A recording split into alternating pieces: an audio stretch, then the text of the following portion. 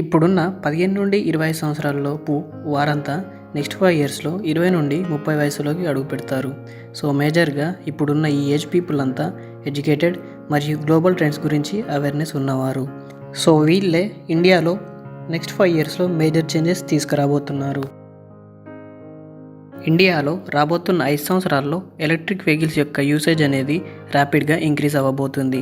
దానికి గల ముఖ్య కారణం ఫ్యూయల్ ప్రైజెస్ ఇంక్రీజ్ అవ్వడం వల్ల దానికి ఆల్టర్నేటివ్ని వెతుక్కోవడం, మరియు అదేవిధంగా ఇప్పటికీ ప్రజలకు ఉన్నటువంటి పర్యావరణం పట్ల గల శ్రద్ధ మరియు పొల్యూషన్ వల్ల జరుగుతున్న అనర్థాలు దీనికి దోహదం చేస్తాయి.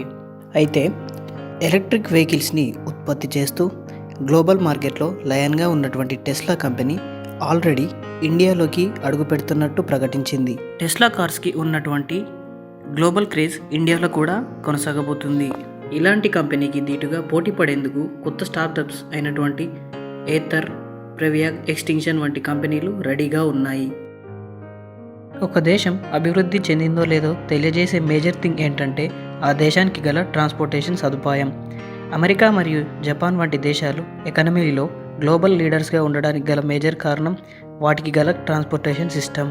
మన దేశంలో గల నేషనల్ హైవేస్ అన్నీ రాగల 5 సంవత్సరాల్లో అభివృద్ధి దిశగా అడుగులు వేయబోతున్నాయి. అయితే మెజారిటీగా ఫాస్టాగ్ అనేది మేజర్ చేంజెస్ తీసుకురాబోతుంది.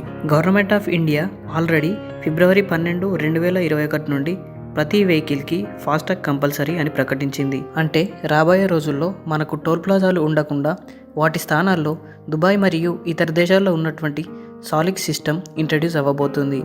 వీటి వల్ల వెహికల్స్ హైవేస్ పైన ఎక్కడా ఆగకుండా ముందుకు సాగుతూ వాటి నిర్దేశిత స్థానాలకు తొందరగా చేరవేస్తాయి. ఇండియాలో డిసెంబర్ 2020 వరకు ఉన్నటువంటి అన్ఎంప్లాయ్మెంట్ రేట్ 9.1%. ఇది నెక్స్ట్ 5 ఇయర్స్లో మరీ ఎక్కువ కాబోతుంది. కనుక యంగేజ్ పీపుల్ అందరూ ఆల్టర్నేటివ్స్ వైపు అడుగు వేయడం మొదలు పెడతారు. ఎంప్లాయ్మెంట్కి బెస్ట్ సూటబుల్ ఆల్టర్నేటివ్ వచ్చేసి ఫ్రీలాన్సింగ్.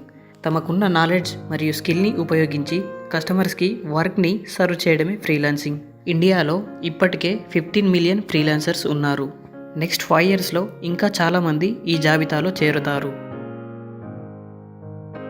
ఇప్పుడున్న కంపెనీస్ యొక్క మార్కెట్ షేర్ని బట్టి కొంత మొత్తాన్ని పెట్టి షేర్స్ని కొని ఫ్యూచర్లో వాటిని అమ్మి లాంగ్ టర్మ్లో లాభపడటమే స్టాక్ మార్కెట్.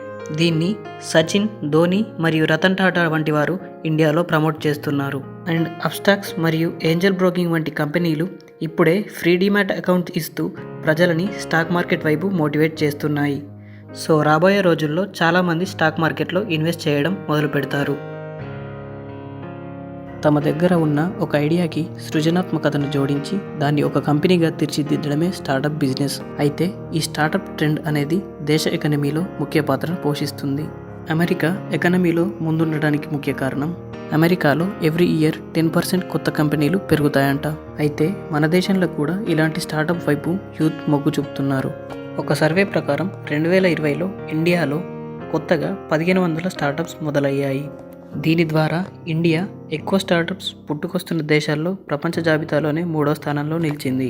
ఇది రానున్న రోజుల్లో ఇలాగే కొనసాగుతుంది. ఫలితంగా మన దేశ ఎకానమీ మరింత బలపడుతుంది.